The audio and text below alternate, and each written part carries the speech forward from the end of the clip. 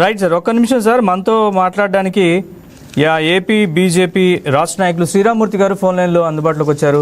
Sir నమస్తే sir. Sir Sriramurthy గారు నమస్తే. అయ్యా సార్ నమస్తే. నమస్తే సార్. నమస్తే అయ్యా. నమస్తే, చెప్పండి సార్. చెప్పండి సార్, రాష్ట్ర ప్రభుత్వం దేశంలోనే తొలిసారిగా బీసీ రక్షణ చట్టం అనేది తేబోతోంది. ఆ ముసాయిదాకి న్యాయశాఖ ఆమోదం తెలిపింది. ఒక బీసీ నేతగా మీరు ఎలా ఫీల్ అవుతున్నారు? దీని గురించి ఏం చెప్తారు? ఎలా ఫీల్ అయ్యేది మనకు ఆనందం కదా.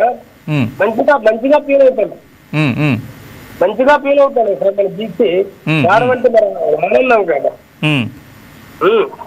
ఏదైనా హెల్ప్ కావాలంటే మరి లక్ష్మీ గారు, డాక్టర్ లక్ష్మీ గారు బీసీ కదా సార్. దీంతో సెంట్రల్ గవర్నమెంట్ కలిపి ఉంది కదా బీసీ అని. అవును, దాని మీద మీరు ఎవరికైనా ముందుకెళ్ళడానికి మనం రెడీగా ఉంటాం. మనకు ఆనందంగా ఉంది దీని మీద. కానీ కరెక్ట్ గా బీసీ దీని మీద కరెక్ట్ గా మూవ్మెంట్ కరెక్ట్ గా జరగడం సార్. దాన్ని జరిగింది జారిపోతుంది మనం అందరం.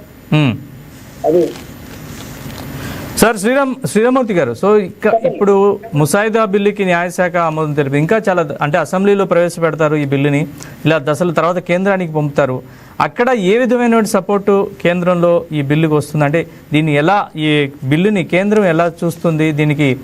దీన్ని ఎలా పాస్ చేస్తుంది ఈ బిల్లుని? అంటే మళ్ళీ కేంద్రం ఎలాంటి ఆ మద్దతు ఈ బిల్లుకి ఇస్తుంది? ఎట్లా ఉండబోతుంది? ఈ దశలు ఎట్లా ఉండబోతున్నాయి? అలాగే ఉండదు కదా. సెంట్రల్ గవర్నమెంట్ ముస్లింస్ ఉండదు కదా సార్. అయ్యా సెంట్రల్ గవర్నమెంట్ ఎప్పుడు ముస్లిం సపోర్ట్ ఉండదు కదా సార్. అలాగే ఉండదు సార్. మన బీసీ ఉంటుంది కానీ ముస్లిం బీసీల గురించి నేను చెప్పేది ఈ బీసీ బిల్లు గురించే. అసెంబ్లీ తీర్మానం చేసి పంపాక దీన్ని కేంద్రానికి నివేదిస్తారు. ఎందుకంటే ఇది ఉమ్మడి జాబితాలో పెట్టారు ఈ చట్టాన్ని.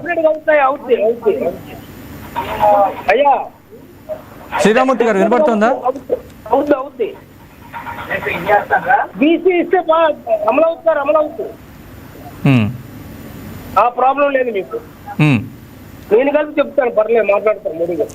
అంటే కేంద్రం కూడా ఏమైనా ఆలోచిస్తుందా? దేశంలోనే తొలిసారి ఈ తరహాది ఇక్కడ ఎన్డీఏ గవర్నమెంట్ ఉంది, రాష్ట్రంలో తీసుకొస్తున్నారు. మిగతా రాష్ట్రాలకి అంటే దీన్ని ఒక నమూనాగా తీసుకున్న మిగతా రాష్ట్రాలు అంటే చాలా రాష్ట్రాల్లో బీసీలు, మన కేంద్ర స్థాయిలో చూసే దేశ జనాభాలో బీసీలు కూడా అధికంగా ఉన్నారు. మిగతా రాష్ట్రాల్లో ఓబీసీలుగా పిలుస్తాం మనం.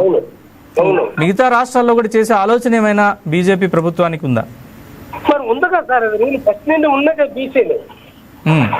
అయ్యా కొన్ని రాష్ట్రాలు, ఎందుకంటే 29 రాష్ట్రాల్లో బీసీలు అమలు ఉన్నాయి కదా సార్.